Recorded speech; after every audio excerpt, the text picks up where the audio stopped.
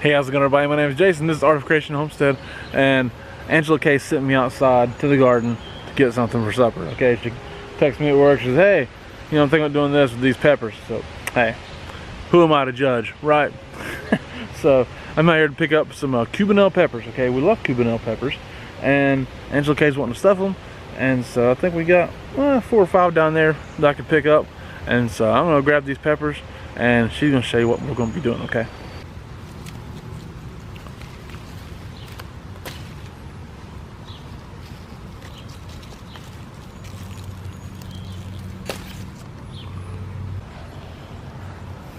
I don't know if Jason told you or not, but what I'm doing with these beautiful peppers that he just picked, I'm making stuffed peppers. So what you want to do is you want to, I know these are kind of weird shaped, and if you have weird shaped ones, because you can do this with any kind of pepper, but if you have weird shaped ones, you want to pick the side where it's least funky. Where you're at least likely to cut yourself. And you want to slice it in half. Missing your fingers. Yes. Okay. Not missing fingers, missing your fingers. Yeah. Okay. Now I have a paper towel close by so that I can pull out all the seeds and ribs onto that paper towel so I don't make a mess with the seeds. Because Cubanelles do have a lot of seeds. So I rake them all out. And I rake out as much of the ribs as I can. Even though these are not spicy, you just want to rake out the ribs as much as you can. They're just not as fun to eat. That part's just not as fun to eat. And especially when you're stuffing it, you want as much of an empty cavity as you can have when you're stuffing it. So now you want to wash these out. You want to wash them off real good and then lay them on paper towel, cut side down so that they dry. Just like we have over here. Now over here at the stove, we're going to start on the filling for our stuffed peppers. And in this pan, we have about 3/4 of a pound of Italian sausage. This is mild Italian sausage. You can use hot Italian sausage, or if you don't like Italian sausage or don't have it, you can use plain breakfast sausage. But I would add a little extra Italian seasoning if you do. So to this, it's almost done, and we are going to add about a 1/2 cup of chopped onion.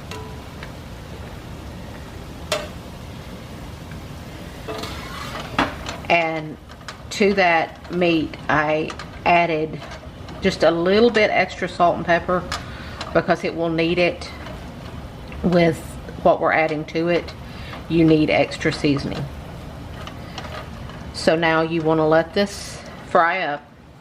I've got it on about medium heat, but you can turn it on about medium high.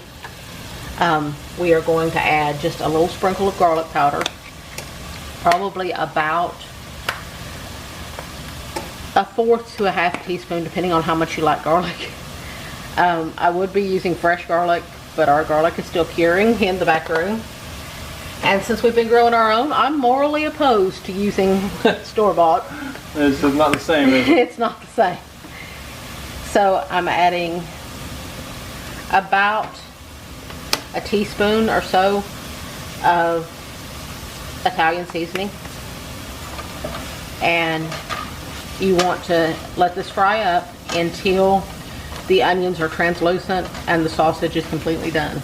Okay, our sausage is now nice and browned and ready, and our onions are translucent. And I've turned my heat down to medium. I had turned it up to medium high. I turned it back down on medium. Now we have a cup of orzo pasta. If you don't know what orzo is, it's basically a rice-shaped pasta. If you don't have orzo, you can use rice. I think I would just not use a full cup of rice. I think I would use a little less rice. And the reason I am tossing it in with the sausage is so that it will toast a little and soak up some of that sausage grease and sausage flavor, because toasted orzo is always better than just regular orzo.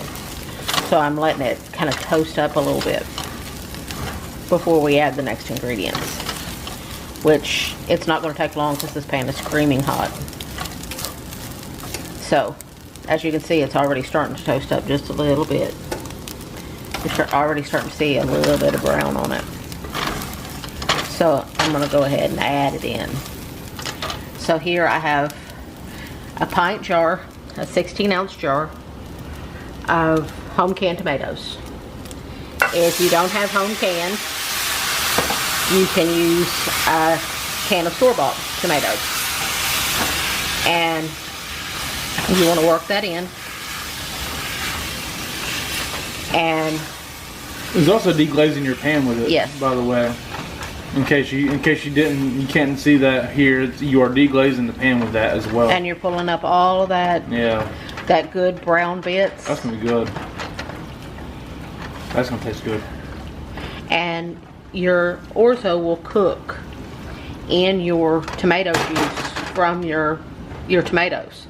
So do not ditch the tomato juice. You want to season this up with a little salt and pepper because the tomatoes, and then we're going to put a lid on it and let it cook till the orzo is done, which will only take about 5 to 8 minutes basically. Okay, our orzo is done. It's only been about 8 minutes or so.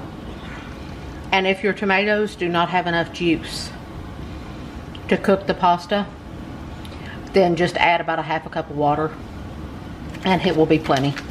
So now we're going to add about a half a cup of shredded Parmesan cheese.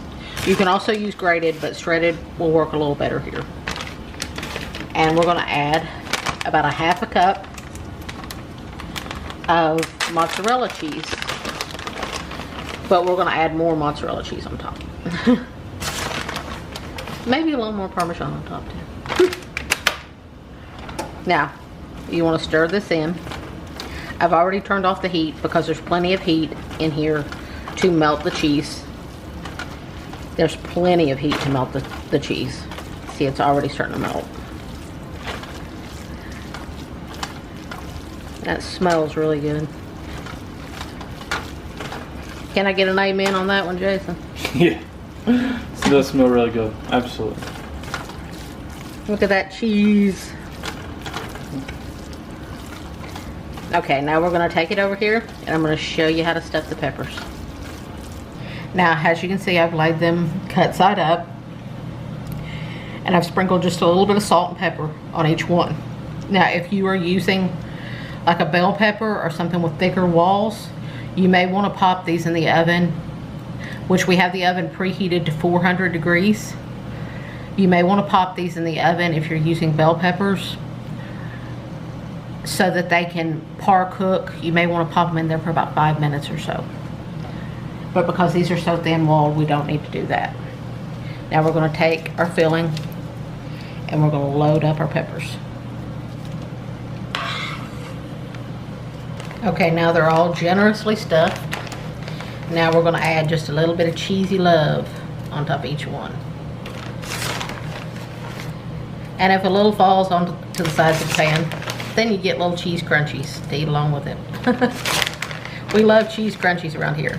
Now, after I put a little mozzarella cheese, I'm going to come back in and do just a little bit more Parmesan on top of each. That'll help with browning. And it'll also add just a little bit more of a salty punch that will be really good with it. They're all cheesed up and ready to go into the oven. Now I'm going to pop these into a 400 degree oven and I'm going to let them go until the peppers are tender. Now it will depend on what kind of peppers you use, how long it's going to take to get tender. So now I get the pleasure of tasting these delicious looking things. I bet they're delicious tasting too. They may need a knife. I don't know. It's just a thin wall. If you had a thicker wall one, you might need to cut in there with a knife. But these are thin walled enough. Mmm. They're so good. Wow. Brilliant. Again. Wonderful, wonderful vehicle for a good stuffing, as Cubano peppers are. You saw she did it. You can't go wrong. It's absolutely delicious. It's tasty as heck. We got some garlic bread, garlic toast we made to us. What to go with it. And it's gonna be a fantastic dinner. So I'm gonna quit talking. I'm gonna go get me some sweet tea. Appreciate you guys watching. God bless you guys. Goodbye.